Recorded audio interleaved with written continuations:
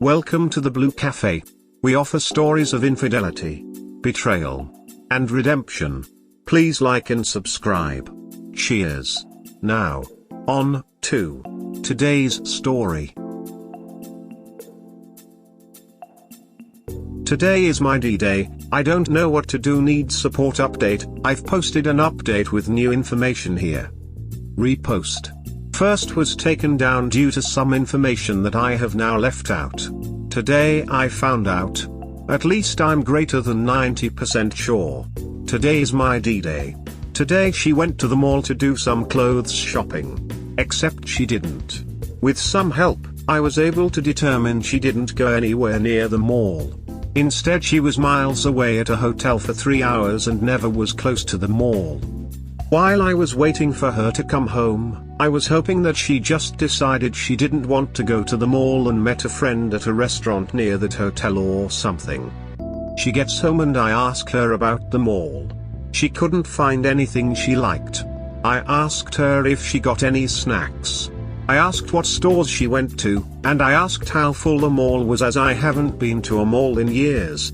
She answered every question perfectly. It was all planned out. She never mentioned going anywhere else. So now, I've reached out to a private investigator to help me confirm. And between now and then I have to act like everything is fine. I can't sleep. I'm just laying in bed fuming. She's right there next to me and has acted all day like nothing's going on. So what do I do? What is my best course of action? Is there anything else I should do to confirm it?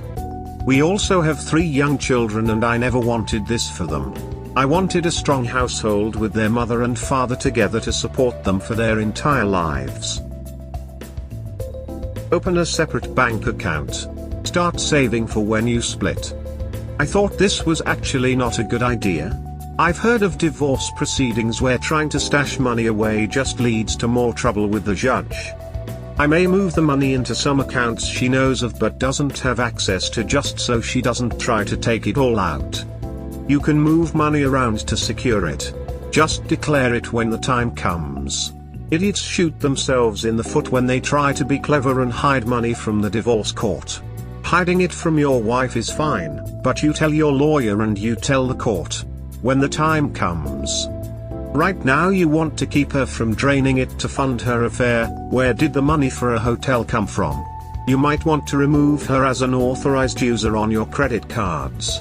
Freeze your credit with the credit agencies, too. What else? Make sure you have independent access to your health insurance portal, if you get insurance through her. Ensure you have independent access to your kids' medical records. Secure your PayPal, Google Pay, or any other third-party payment processor. Secure your entire digital life, every social media account, every communication method. Change all your passwords. Lock your phone, change the PIN/code/pattern. Remove your wife's fingerprints from your phone if they're registered. Turn off sensitive pop-ups on your lock screen. You don't want a notification from the PI to blow your operation. Don't say a word. Do not confront, do not interrogate, do not drop hints. And most important, don't burn your sources. Don't tell her about the PI. Don't tell her how you found out in the first place. Don't tell her who you've spoken to. Don't tell anyone else if they're likely to tell her. Honestly, just don't tell anyone. You can put her on blast as soon as your divorce petition is submitted with evidence. Avoid sex. Do not feel guilty about withholding sex. The last thing you need is the knowledge that you and another man used the same hole on the same day. This still haunts me. Or another kid. Or an STD. Thank you. I think this has been the best comment so far. A lot of helpful advice. Fortunately or unfortunately, we haven't had sex in over a month, and I doubt we would again without me initiating. As far as confrontation, I was planning to confront once I had the solid evidence from the PI, which I'm pretty sure I could get this week. What would be the problem with this? I can hardly stand laying here next to her now, let alone however long it will take to lawyer up and get everything in order. All of my evidence I'm tracking and accounts for things like this are in separate apps, hidden and locked. Otherwise playing it cool.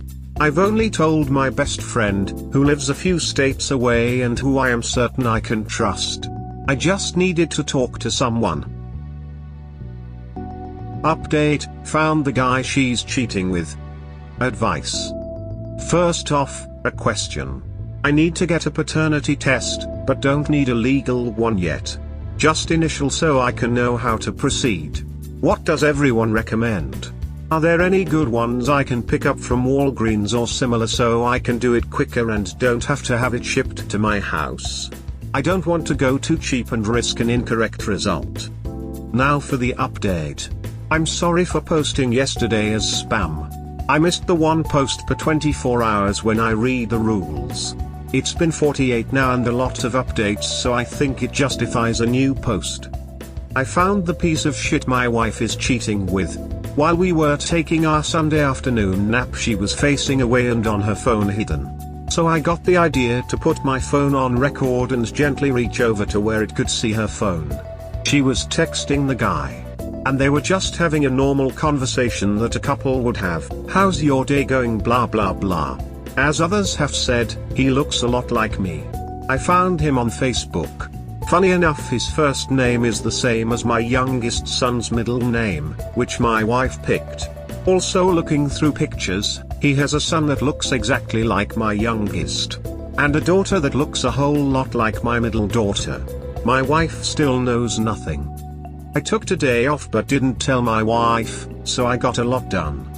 I got STD testing done today and a pie hired and scheduled for her next night out. I tried 4 different lawyers, but 2 are booked until the end of November and the other 2 scheduled a consult for tomorrow, then called back to say they couldn't take the case. Is my case just too messy for some of them? I'm searching for more tonight and making a longer list to call tomorrow. Ideally I'd like 3 to 4 consults so I can get a feel for who I like. I talked to my co-workers and they were very helpful. HR has put a note on my file to not give my info to anyone without my written approval. They've said I can take as much time as I need and in a couple weeks I'll be reduced to 20 to 30 hours per week on my projects so I can take time easily when needed. They also offered and I accepted stopping a promotion that was in process until this is complete for financials. I also met with my pastor for emotional support and a hug and told him everything. Also told him a lot of shit about her family that is also very shocking, which made me realize that I'll just dump all of that truth when I'm done, and honestly her whole family is gonna be a huge fucking mess. Good riddance. He said that based on the evidence the session fully supported me in divorce and due to the nature they would want me to get sole custody. They know that isn't likely in our world, so they'll support me through anything necessary to get as much as possible. I.e. they won't do anything or contact anyone until the right time. His wife will also be able to nanny if needed and they'll let me borrow one of their cars. We're a 1-car household since I work from home. I know a lot of people on here have suggested some dirty stuff and getting back, but at least until the divorce is finalized, I'm taking the approach of conducting myself above reproach. I am doing absolutely nothing that could possibly be construed negatively, cancelling any personal plans in favor of more time with the kids, etc. In the last year my wife has tried to bring up the topic of divorce a lot. She really likes families that work it out nicely and work well together. Last January she forced me to talk through a scenario where we take a separation for a while and get an apartment and alternate between living in our house with the kids and the apartment on our own. This conversation alone was devastating for me. So my approach is to take her desire for an amicable separation and abuse it. I'll get the papers, push for at minimum primary custody of the kids that are mine and pitch it as a chance for her to get that fresh start she's been wanting, and we can just each go our own way peacefully. But I'll have to review this once I get a lawyer. Also once it's finalized I'll start dropping ducking bombs on her family. She's the youngest of 7 and every single one of them has cheated at least a little that we know about. Some resolved with their spouse, but all have hidden it from their extremely conservative and religious mother. Thank you to everyone on here. This community has been so helpful and I appreciate all the support. Just a thought I had, lawyers are not allowed to take on your case if your partner already visited them. It could be possible that she is taking steps to divorce as well already. If that should be the case, then you better prepare yourself because they might inform your wife that you visited them, if one of them should be the lawyer your wife picked for her case. Good to hear that you got tested. I hope that you are clean. Stay on your course. You are worth so much more than to be treated this way. This would suck so bad. Hopefully she either did a consultation with them but didn't pick them, or the case is just more than they want to take on. Call back the lawyers that told you they cannot take the case and ask them why. If they tell you about a conflict of interest, then you know she has consulted them. If it is a recurring pattern with the other lawyers, make sure to tell the lawyer you will retain that story. Judges hate this and would likely side in your favor. Don't go for more than 3 lawyers in my opinion. I would stick with the ones for the end of November and wait it out. Also, I don't know which state you're in, but don't hesitate to go to the largest city of your state and pay travels if needed for court appearances. You usually get better lawyers in larger cities and you will be in the money, especially if your lawyer can prove that she conflicted you out in your local area. Tell her mom. Already planned. In due time. If her family is anything like her mother will expect the news and your wife won't care that you told her. Be the most awesome husband and father that the world and especially your wife has ever seen until you serve her the papers. Make her realize what she will lose and then when you serve her the papers, take that away from her. So her wife has been discussing divorce with you since a year. You didn't ask why? Or tried to find out by yourself? I'm 99% certain that she's already further along in the divorce process than you are. She put you through a mock separation to test your responses, look for weaknesses, and mine for statements to use against you later, i.e. but you said you'd be fine with this living arrangement. Remember that you aren't bound by anything and that I changed my mind is all the justification you need if you want to go another direction. Her affinity for amicable separation is really a need to keep you subdued long enough to get what she wants. A truly amicable separation would be one where she isn't lying to your face and ducking another guy every chance she gets to get away from you. You're absolutely right to try and stick to the high road, but do so with your eyes open as to what is going on. She is terrified that you can ruin her perfect post-divorce life that she has planned for herself. Use this to your advantage by laying out your boundaries and what you want and making those your top priority. You can play nice as long as she does, but mentally prepare yourself to fight dirty if she does choose to drag you into the mud. Let me clarify. The amicable separation is merely a ploy to get the best advantage possible for me. If she doesn't go for what I want, sole custody of my kids, then I will go to war and I already have that planned. I think her timeline is longer. Even just recently she has talked about budgeting money to fix stuff around the house over the next 6 months, prep for selling. Plus also saving up money for her own car over the next 6 months by working odd jobs when she can. I work from home, so we're a 1-car household and she agrees it doesn't make sense to have a second car, it's just nice to have. So since she wants it, she wants to earn it. Which I also assume is so it doesn't have to be counted in the proceedings. My dude, you really are the best for this stuff lol. BTW, I support your every choices, good luck. I'm sorry you are going through this man. You have your head on right, you seem to be going about this the way I wish I would have. Is the AP married? Does he have a GF? I sort of guess so, since why are they meeting at hotels and not his place? If so, expose the shit out of him when all this goes down. I also assume so, otherwise they'd save the money and meet at his house. But the pie is going to figure that out. Also already planned with my buy that if she exists, once my divorce is final he can discreetly follow her and provide her the evidence. High up, kind of a personal question. But have you had a dead bedroom? If so, how long? Also, the days your wife flies her AP into town, maybe you should take those few days off of work?